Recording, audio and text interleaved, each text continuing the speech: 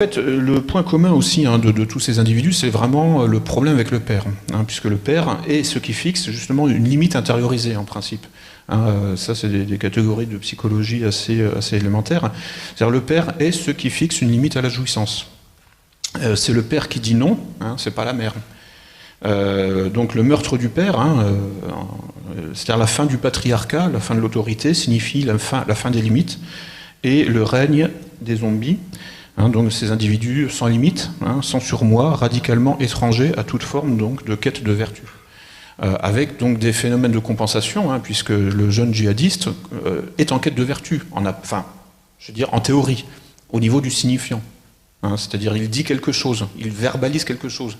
Le problème, c'est que suite à l'exploitation que fait l'ingénierie sociale de l'éclatement du signe, quand quelqu'un dit quelque chose, il peut en fait vouloir dire autre chose, et même le contraire. Je ne sais pas si je me fais bien comprendre, mais en fait aujourd'hui on en est là. C'est-à-dire qu'on est en fait avec deux étages. Il y a un discours visible et qui peut signifier, et ça on le voit bien par exemple dans la propagande d'État, on nous parle de tolérance, en fait, il n'y a pas plus intolérant que l'idéologie officielle. On nous parle d'ouverture, il n'y a pas plus fermé. On nous parle de vérité, il n'y a pas plus faux que toutes les vérités, pas les vérités officielles, mais oui, il n'y a pas plus faux que les vérités officielles. On en est vraiment aujourd'hui, là, aujourd'hui, on expérimente ce que les surréalistes ont finalement un peu tenté de manière expérimentale, c'est-à-dire en fait la déconstruction complète du sens. Et qui dit éclatement du signe, dit éclatement du sens.